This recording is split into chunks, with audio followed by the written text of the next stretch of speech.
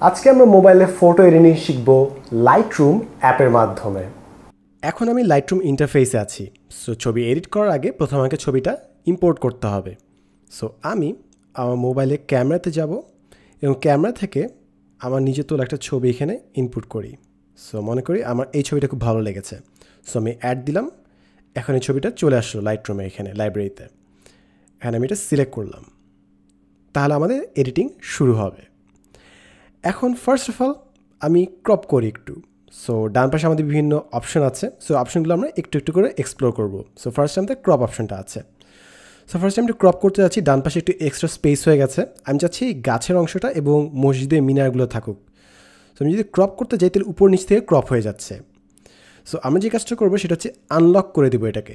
উপরের ডান পাশে second option unlock করে দিলে আমরা যে কোনো ডাইমেনশন নিজে ইচ্ছা মতো ক্রপ করতে পারবো। এখন আমরা কম্পোজিশনের রুল অনুযায়ী একদম মিনারটাকে ইন্টারসেকশন পয়েন্টে রাখবো, গ্রিডগুলোর যেন এটা ফোকাসে থাকে মোটামুটি। ডান। সো এটা হচ্ছে আমাদের বেসিক কম্পোজিশন।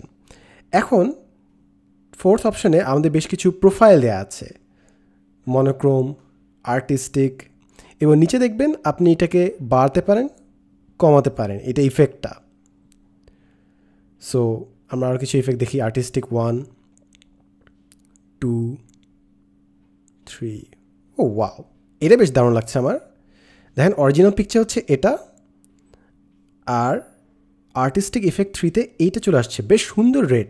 আমার এটা খুব ভালো লাগছে কারণ এটা ছবিটাকে ওভার এক্সপোজড করছে না, ওভার এডিট মনে হচ্ছে না, বাট খুব সুন্দর একটা কালার দিচ্ছে। সো আমি এটাই রাখবো। সো আমি এই প্রোফাইলটা রেখে দিলাম। ফিফথ অপশনে দেখবেন আপনার অটো এডিট অপশন আছে। জাস্ট এটা ক্লিক করলে থাম করে আপনার পুরো পিকচারটা আরও দারুণ হয়ে গেল। সো এটা অটোমেটেড প্রসেস এবং খুব একটা এফোর্ট দিতে হয় না, জাস্ট ক্লিক করবেন আপনার ছবি এডিট হয়ে যাবে। সো আমরা বিফোর অ্যান্ড আফটার দেখি। আপনি যে স্ক্রিনে ট্যাপ করে থাকলে আপনাকে বিফোর দেখাবে, ছেড়ে দিলে after, before after.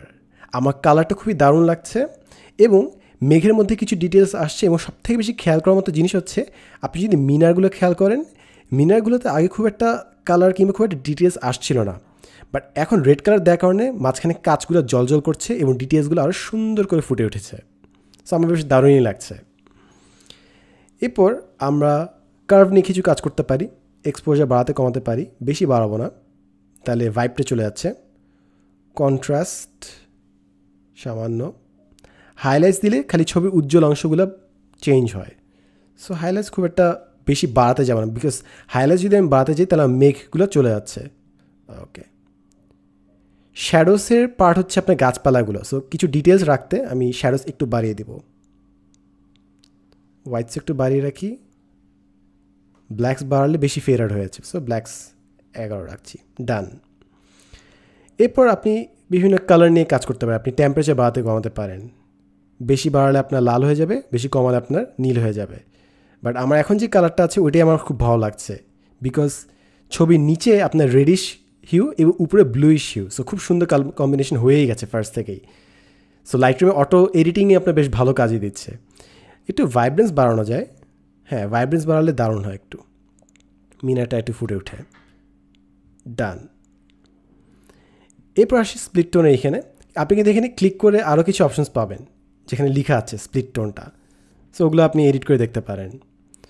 So texture বাড়ালে আপনার মিনারের ডিটেলসগুলো আরও বেশি ফুটে উঠছে, বাট আপনার আকাশটাও খুব একটা ভালো হচ্ছে না, ফেটে যাচ্ছে।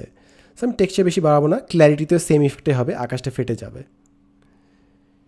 ডিহেজ করা যদি করি তাহলে আকাশটাও এগেইন ফেটে যাচ্ছে। ওকে, সো এইসব কোনো ইফেক্টের দরকার নেই। আমি ভিনিয়েটও করতে যাবো না, বিকজ আমি ছবির মাঝখানে কোনো ফোকাস পয়েন্ট রাখিনি। ছবির ডান পাশে এবং বাম পাশে আমার বেসিক্যালি অবজেক্টগুলো আছে। সো ভিনিয়েট করে খুব একটা লাভ হবে না। যদি ছবির মাঝখানে কোনো একটা জিনিস থাকতো তাহলে হয়তো আরেক কথা থাকতো। সো এখানে মেইন যে আমার খুব পছন্দের ফিচারটাতে আমি ডিরেক্ট চলে যাই, সেটা হচ্ছে আমার গ্রেইন অ্যামাউন্টটা খুব ভালো লাগে। অন্য অনেকগুলো এডিটার আছে, বাট ওগুলোতে গ্রেইন দেওয়ার খুব একটা ভালো অপশন নেই। সো গ্রেইন দিতে আমার খুব ভালো লাগে, এবং গ্রেইনটা দিলে আপনার মনে হয় অনেক পুরাতন ছবি, এ দেখেই মনে হচ্ছে যে অনেক পুরাতন আমলে একটা ছবি হয়ে গেছে। সো আপনি গ্রেইনের রাফনেস, আপনার সাইজ সব কিছু এডিট করতে পারেন। সো গ্রেন খুব একটা বেশি দিব না, বিকজ ক্লিয়ার পিকচারটা অনেক দারুণ আসছে। অনেক সময় পিকচারে কোয়ালিটি লো হলে কিংবা পিকচার খুব একটা ভালো না হলে গ্রেন দিয়ে ওই জিনিসটা ঢাকার চেষ্টা করা যেতে পারে। সো আমি এখানে ঢাকার চেষ্টা করবো না, বিকজ পিকচারটা অলরেডি বেশ দারুণ আসছে। এরপর আমরা শার্পনেস দিয়ে বাড়াতে পারি, খুব একটা দরকার হচ্ছে না, বিকজ আমি মেকটাকে ফোকাসে রাখতে যাচ্ছি।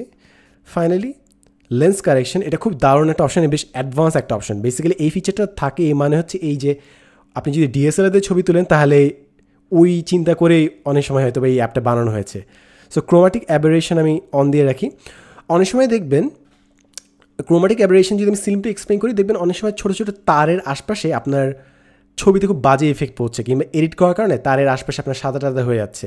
সো অনেক সময় আপনার লেন্সের কারণে আপনার অবজেক্টগুলো একদম কিনারগুলোতে একটু সাদা সাদা অংশ চলে আসে, সো একদম এজগুলো স্পষ্ট থাকে না।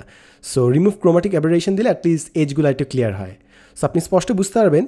মিনারটাতে যদি আপনি খেয়াল করেন, মিনারের এই অংশটাতে আপনি যদি খেয়াল করেন দেখবেন ক্রোমাটিক অ্যাবেরেশন দিলে একটু পার্থক্য তৈরি হচ্ছে।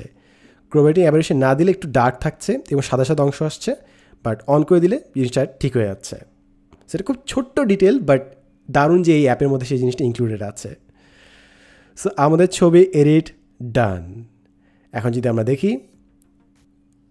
বিফোর, তার আগে আমরা পিছিয়ে যাই। আমরা যদি বিফোর আফটার দেখতে চাই, এটা হচ্ছে বিফোর, এটা হচ্ছে আফটার। বিফোর আফটার অবভিয়াসলি আপনার ফিল্টার এবং অটো এডিটিং বহুত কাজ করেছে এখানে, অটোমেটিক অনেক কাজ করে দিয়েছে এই লাইটরুমের অ্যাপটি। বাট দেন এগেইন আপনার কালার অনেক সুন্দরভাবে চেঞ্জ হয়েছে এবং আপনার ডিটেলস আরও সুন্দরভাবে ফুটে উঠেছে। সো এটা বেসিক্যালি ওয়াক থ্রু ছিল এই লাইটরুম অ্যাপটার মধ্যে দিয়ে। সো হোপফুলি যারা লাইটরুম অ্যাপ নিয়ে আরও এডিট করতে চান তারা হোপফুলি এখান থেকে কিছু আইডিয়া পিক করতে পারবেন এবং দারুণ কিছু রেজাল্টস এখান থেকে বের করে আনতে পারবেন। এখন আপনি যদি এটা ডিভাইসে সেভ করতে চান, উপরে ডান পাশে শেয়ার অপশানে ক্লিক করবেন, তারপর সেভ টু ডিভাইস দিতে পারেন। অথবা আপনি চাইলে এক্সপোর্ট দিতে পারেন, জেপিইজি, ডিএনজি, টিআইএফ, অরিজিনাল বিভিন্ন ফরম্যাট আপনি সেভ করতে পারেন। কতটুকু কোয়ালিটি নিয়ে করতে চান ওটা দিতে পারেন। আপনি ওয়াটারমার্ক দিতে পারেন, ওয়াটারমার্ক নিজে অ্যাড করতে পারেন, আরও অনেক অপশানস আছে। সো এগুলো আপনি নিজের যেটা দরকার হবে সেটা আপনি নিয়ে নিতে পারেন, তারপর এক্সপোর্ট করে ফেলতে পারেন, অ্যান্ড আপনার ধাপাধাপ এক্সপোর্ট হয়ে যাবে। আশা করি এই ভিডিওটা আপনার জন্য মোবাইল ফটো এডিটিংয়ে একটু হলেও হেল্পফুল হবে। যদি আপনার মনে হয় আপনার কোনো বন্ধু বান্ধবের এই ভিডিওটা দেখলে হেল্প হবে, don't forget to share this video. দেখা হবে নেক্সট এপিসোডে, and as always thanks for watching.